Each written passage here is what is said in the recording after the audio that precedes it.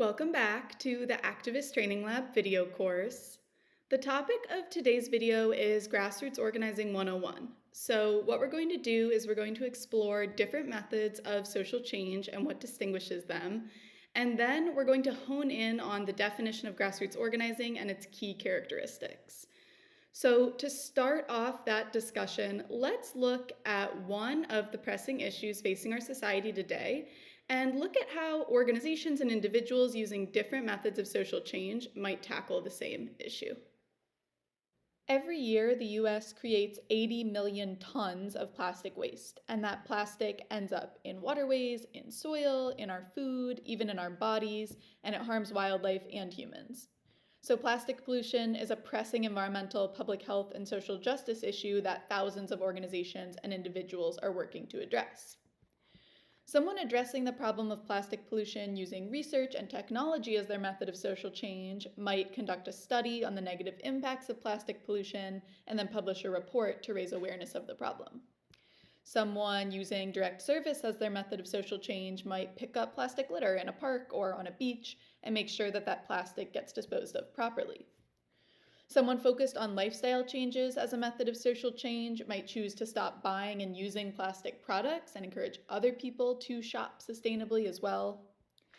Another method of social change is working in the arena of arts and culture, and someone from this perspective might photograph the impacts of plastic pollution in order to change how people think and feel about it. Someone using legal action might sue a plastic manufacturer for the harm they've caused, or even bring a lawsuit against the government for failing to protect people from plastic pollution. Another approach is community development or mutual aid. An example of this could be members of a neighborhood working together to collect their plastic waste and then using it to build something that benefits the community, like a playground built from recycled plastic. And finally, we have grassroots organizing, and this might look like members of a neighborhood, city, state, or even country building a movement to pressure a politician to pass a bill banning single-use plastics. With the example of plastic pollution, you can see how one problem can be tackled from many different angles. None of these methods of social change are inherently better or worse than the others, but they are distinct. I like to think of them as tools in a toolbox. Each tool has a particular purpose, and each is best suited for a particular task. And knowing the difference between the tools can help you attack social change with more precision and focus. The Activist Training Lab video course only focuses on grassroots organizing. So for the rest of this video, we're going to dive more deeply into the definition of grassroots organizing and its key characteristics. For the purpose of this course, we will define grassroots organizing as building and using the collective power of people to strategically address social problems at their roots and create systemic change. Within that definition, you can find the two key characteristics of grassroots organizing: people power and systemic change. Let's take a look at each of these characteristics more closely. So to start with people power, when we talk about this characteristic, we are talking about the idea that a large number of people who work together can challenge the power of organized money and status. So corporations, politicians, and institutions like universities have a lot of money and social and cultural capital, and that's where they derive their power from. So it can be difficult to get them to address important environmental and social issues. They have the power to refuse to take action and often do, especially if that action isn't in their own self-interest.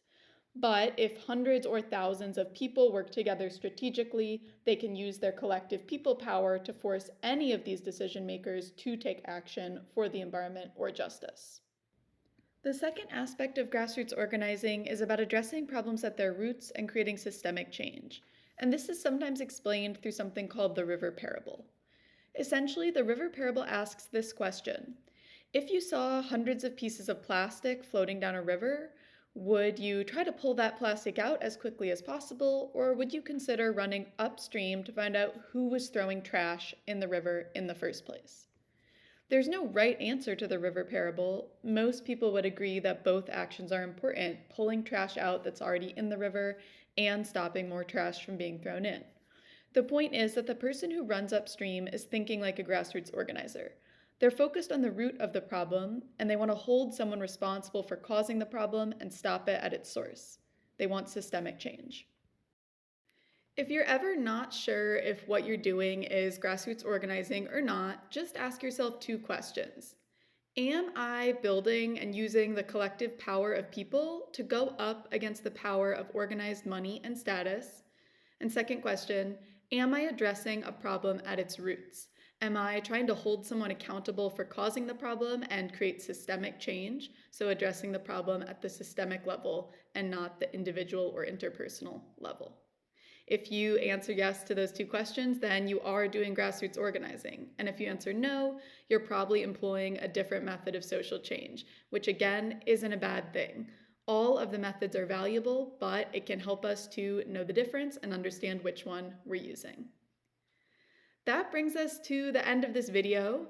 If you're interested in learning more about different types of grassroots organizing and some of the history, continue on to our next video, Types of Organizing. And then if you're interested in learning how to plan a grassroots campaign, continue on to our grassroots campaign planning series. Thanks for watching, and don't forget to subscribe to our channel or visit our website for more Activist Training Lab content.